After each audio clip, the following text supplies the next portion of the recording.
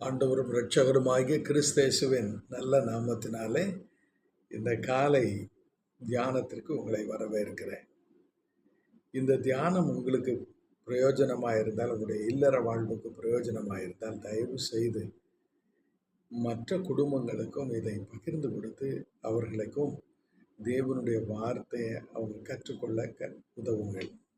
உங்கள் சொந்த குடும்பத்தில், உங்களுக்கு அறிமுகமான குடும்பங்களில், நண்பருடைய குடும்பங்களில் எத்தனையோ குடும்ப பிரச்சனைகளோடு பாடுபடுகிறவர்களுக்கு இந்த ஒலி நாடா, இந்த வலைத்தளத்தில் நம்ம வேதத்தை கற்றுக்கொள்ளுகிற இந்த வீடியோவை மற்றவர்களோடு பகிர்ந்து கொள்ளுங்கள். அநேகர் இதை பார்க்கட்டும், உடைய வாழ்க்கையில் மாற்றத்தை ஆண்டவர் கொடுக்கட்டும். ஆண்டவர் உங்களுக்கு அந்த ஆசீர்வாதத்தை தந்து நீங்கள் முன்னேற்றமான ஒரு இல்லற வாழ்வை நடத்தும் போது அவர்களுக்கும் இதை கொடுத்து அவர்கள் வாழ்வும் மேம்பட உதவி செய்யுங்கள். கர்த்தர் தாமே இந்த நாளின் தியானத்தை ஆசீர்வதிப்பாராக. நாம் கிறிஸ்து நம்முடைய இருதயங்களிலே வாழ்வதை பற்றி பார்க்கிறோம். இல்லற வாழ்க்கையில் கிறிஸ்து தான் நடுநாயகர். கணவனுடைய மனதில், மனைவியினுடைய மனதில் கிறிஸ்து வாழணும். சுயம் வாழக்கூடாது, பாவம் இச்சை வாழக்கூடாது, நான் என்கிற அந்த ஆணவம் வாழக்கூடாது. கிறிஸ்து உள்ளே வர வேண்டும். ஏனென்றால் கிறிஸ்து தேவனுக்கு சமமாய் இருப்பதை கொள்ளையாடின பொருளாக எண்ணாமல் தம்மை தாமே வெறுமையாக்கி அடிமையின் ரூபம் எடுத்தார். கிறிஸ்து உங்களின் இருதயங்களில் ஆளுவதை அவர் விரும்புகிறார். இது உலக ஆளுகை அல்ல, உலக அரசாங்கம் அல்ல, இது பரலோக ஆளுகை. இருதயங்களிலே வாசமாய் இருக்கிறதை பற்றி நம்ம பார்க்கிறோம். கிறிஸ்து இருதயங்களிலே வாசமாய் இருக்கிறோம். நாம் நம்முடைய வீடுகளில் வாசமாய் இருக்கிறோம். நம்முடைய மனங்களிலே கிறிஸ்து வாழ வேண்டும். இந்த காதலர்கள் ஒருவருக்கு ஒருவர் தங்களுடைய இருதயங்களை ஒருவருக்காக ஒருவர் திறந்து கொடுப்பாங்க. என் இருதயத்தில் நீ வாழுகிறாய்ன்னு சொல்லுவாங்க. ஆனால் வேதம் என்ன சொல்லுகிறதுனா, ஒவ்வொரு மனிதனுடைய இருதயத்திலும் கிறிஸ்து வாழணும், கிறிஸ்து பிறக்கணும், கிறிஸ்து வாழணும், கிறிஸ்துவில் தேரணும். ஏன்னா இயேசு கிறிஸ்து பரலோகம் அருளப்பட்ட தேவனுடைய பரிசு. அவர் நமக்காக சிலுவையிலே அவர் மரித்தார். இல்லற வாழ்க்கையினுடைய நடுநாயகர் இயேசு கிறிஸ்து. வேதம் அப்படி சொல்லுகிறது. கொலோசியர் 2ஆம் அதிகாரம் 6ஆம் வசனம் இப்படி சொல்லுகிறது. ஆகையால் நீங்கள் கர்த்தராகிய கிறிஸ்து இயேசுவை ஏற்றுக்கொண்டபடியே அவருக்குள் வேர் கொண்டவர்களாகவும் அவர் மேல் கட்டப்பட்டவர்களாகவும் அவருக்குள் நடந்து கொண்டு நீங்கள் போதிக்கப்பட்டபடியே விசுவாசத்தில் உறுதிப்பட்டு ஸ்தோத்திரத்தோடே அதில் பெருகுங்கள். கிறிஸ்துவில் பெருகுங்கள், கிறிஸ்துவின் குணாதிசயங்களில் பெருகுங்கள். இயேசு கிறிஸ்துவை பற்றி என்ன வேதம் சொல்லுகிறது என்றால், அப்போஸ்தலர் நடபடிகள் 10ஆம் அதிகாரம் 38ஆம் வசனம், கிறிஸ்து இந்த உலகத்தில் வாழ்ந்தபோது அவர் எப்படி நிரப்பப்பட்டிருந்தார், அவருடைய மனம் எதால் நிரப்பப்பட்டிருந்தது, அவருடைய சிந்தையில எது நிரப்பப்பட்டிருந்தது என்று சொல்லப்பட்டிருக்கிறது. பார்த்தீங்கன்னா 10:38 அப்போஸ்தலர் நடபடிகள் 10ஆம் அதிகாரம் 38ஆம் வசனம், நசரேயனாகிய இயேசுவை தேவன் பரிசுத்த ஆவியினாலும் வல்லமையினாலும் அபிஷேகம் பண்ணினார். தேவன் அவருடனே கூட இருந்தபடியினாலே அவர் நன்மை செய்கிறவராகவும் பிசாசின் வல்லமையில் அகப்பட்ட யாவரையும் குணமாக்குகிறவராயும் சுற்றி திரிந்தார். கிறிஸ்துவை நம்ம இருதயத்தில் ஏற்றுக்கொண்டு கிறிஸ்து நம்முடைய இருதயத்தில் வாழ்ந்து கிறிஸ்துவின் குணாதிசயத்தில் நம்ம தேர வேண்டும் என்பதுதான் தேவனுடைய சித்தம். அப்போ ஒரு நல்ல மாதிரியான வாழ்க்கை வேணும்னா அதுக்கு ஒரு மாதிரி தேவைப்படுகிறது. ஒருவர் பின்பற்றுவதற்கு ஒரு நல்ல மாதிரி தேவைப்படுகிறது.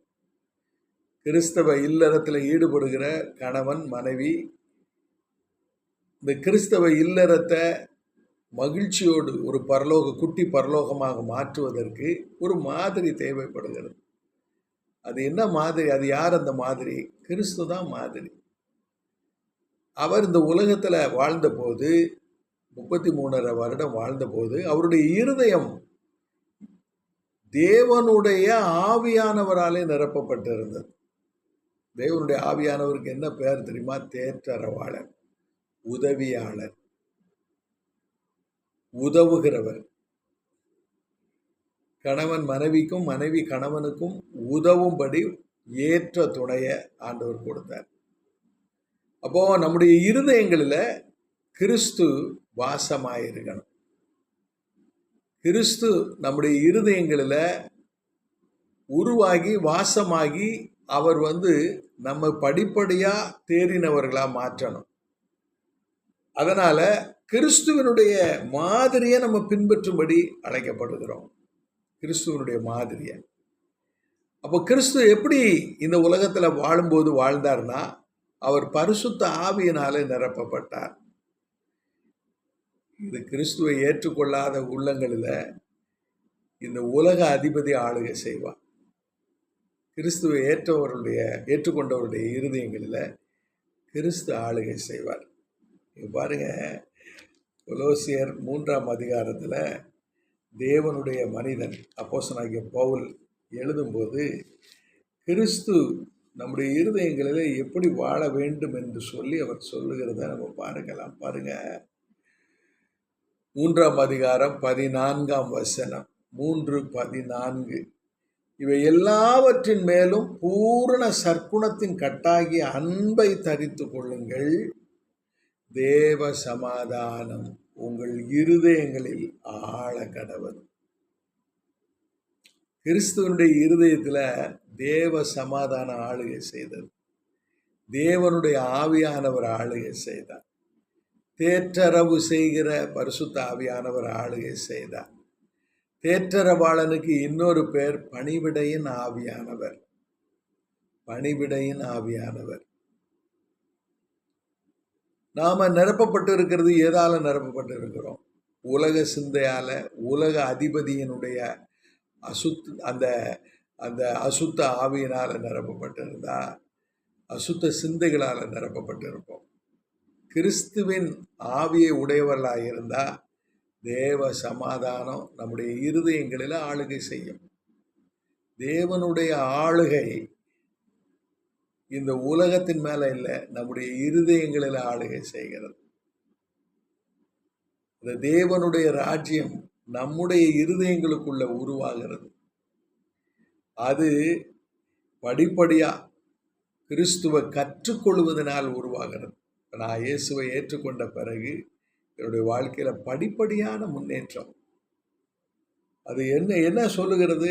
கொலோசியர் 2:6 படி நீங்கள் கர்த்தராகிய கிறிஸ்து இயேசுவை ஏற்றுக்கொண்டபடி, நம்முடைய இருதயங்களில் வாழும்படி ஏற்றுக்கொண்டோம். நம்முடைய இல்லறத்தில் அவர் தலைவராக இருக்கணும்னு ஏற்றுக்கொண்டோம். நம்முடைய இருதயத்தில் அவர் வாசமாக இருக்கும்படி விரும்பி அழைத்திருக்கிறோம். அங்கே உள்ள வந்த பிறகு அவரை நம்ம கட்டி போடக்கூடாது. அவரை மீறி காரியங்களை செய்யக்கூடாது.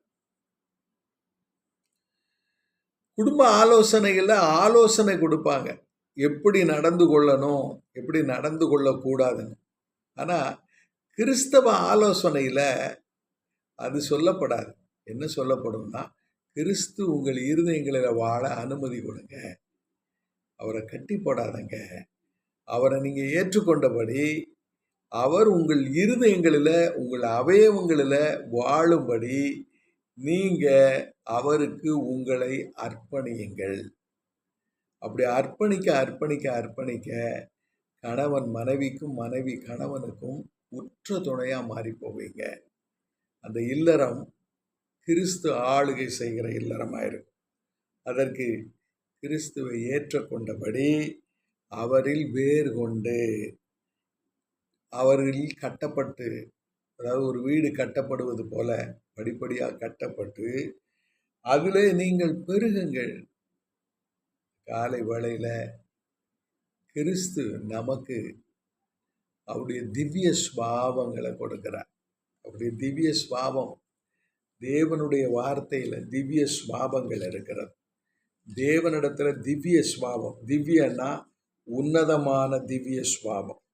பாருங்க, 2 பேதுரு 1 அதிகாரம் 2ஆம் வசனத்திலிருந்து வாசிக்கிறேன். 2 பேதுரு 1 அதிகாரம் 2ஆம் வசனம். தேவனையும் நம்முடைய கர்த்தராகிய இயேசுவையும் அறிகிற அறிவினால் உங்களுக்கு கிருபையும் சமாதானமும் பெருக கடவுது. சமாதானம் எப்படி பெருகும்? தேவனையும் கிறிஸ்துவையும் அறிகிற அறிவில். அது எப்படி உண்டாகும்? தேவனையும் கிறிஸ்துவையும் ஏற்றுக்கொள்வதனால உண்டாகும்.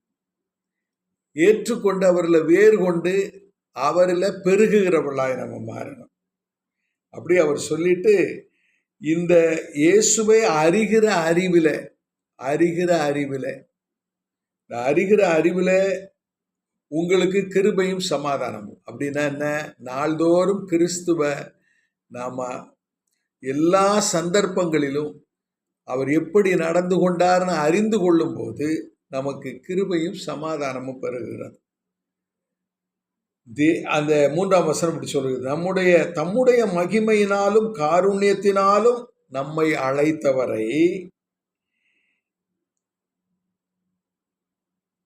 அழைத்தவரை அறிகிற அறிவினாலே ஜீவனுக்கும் தேவ பக்திக்கும் வேண்டிய யாவற்றையும் அவருடைய திவ்ய வல்லமையானது நமக்கு தந்தருளினது மட்டுமல்ல, இச்சையினால் உலகத்தினால் உண்டாகும் கேட்டுக்கு தப்பி திவ்ய ஸ்வாபத்துக்கு பங்குள்ளவர்களாகும் பொருட்டு மகா மேன்மையும் அருமையுமான வாக்கு தத்தங்கள் அவைகளினாலே நமக்கு அருளப்பட்டிருக்கிறது அப்படின்னு சொல்லிட்டு திவ்ய ஸ்வாபங்களை அங்க பட்டியலிடுகிறார். என்ன பட்டியலிடுகிறார்? இப்படி இருக்க நீங்கள் திவ்ய ஸ்வாபத்துல மிக முக்கியமானது ஜாக்கிரதை உள்ளவர்களாய் உங்கள் விசுவாசத்தோட தைரியத்தோட ஞானத்தோட இச்சையடக்கத்தோட பொறுமையோட தேவபக்தியோட சகோதர சிநேகத்தோட அன்பையும் கூட்டி வழங்குங்கள். அன்பான தேவனுடைய பிள்ளைகளே, கிறிஸ்து உங்கள் இருதயங்களில் வாழ்ந்தா, அவரை நீங்க ஏற்றுக்கொண்டு அவரை நீங்க சரியா கற்றுக்கொண்டா உங்க வாழ்க்கையில திவ்ய வல்லமையும் திவ்ய சுவாபமும் உண்டாகும். இந்த திவ்ய வல்லமையும் திவ்ய சுவாபமும் பிதாவினிடத்துல இருக்கிறது, வேற எங்கேயும் அங்கு கிடையாது. பிதா திவ்ய வல்லமை உடையவராய் திவ்ய சுவாபம் உடையவராய் இருக்கிறார். கிறிஸ்து அதை வெளிப்படுத்தும்படி இந்த உலகத்திற்கு வந்தார். கிறிஸ்து நம்முடைய இருதயங்களிலே வாழும்படி அவரை நம்ம ஏற்றுக்கொண்டிருக்கிறோம்.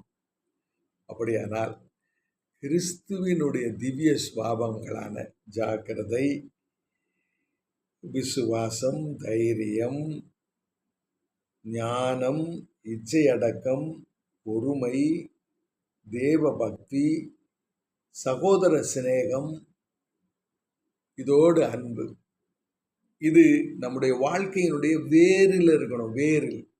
ஒரு மரத்தினுடைய வேர்ல நுனியில அது நீரின் சாரத்தை உறிஞ்சி அந்த மரத்துக்கு தேவையான அந்த உரத்தை உறிஞ்சி அல்லது சாரத்தை உறிஞ்சி மேலே இருக்கிற மரத்தினுடைய சகல பகுதிகளுக்கும் அதை அனுப்புகிறது. அது மேலே போய் பூவில், காயில், கனியில் அதனுடைய சாரத்தை, அதனுடைய சுவாபத்தை வெளிப்படுத்துகிறது. இது நல்ல கனிகளை கொடுக்கிற மரங்களை நம்ம இருக்கணும்னா வேறுல திவ்ய சுவாபமும் திவ்ய வல்லமை இருக்கணும். அதனால தான் வேதம் எப்படி சொல்லுது, நீங்கள் கிறிஸ்துவை ஏற்றுக்கொண்டபடி அவரில் வேறு கொண்டு, அவரில் வேறு கொண்டு. அப்படின்னா என்ன? கிறிஸ்து நம்முடைய இருதயங்களில் ஆளுகை செய்யணும், வாழணும், ஆளுகை செய்யணும். சில வேளையில் நம்ம வாழ இடம் கொடுப்போம், ஆளுகை செய்ய விட மாட்டோம்.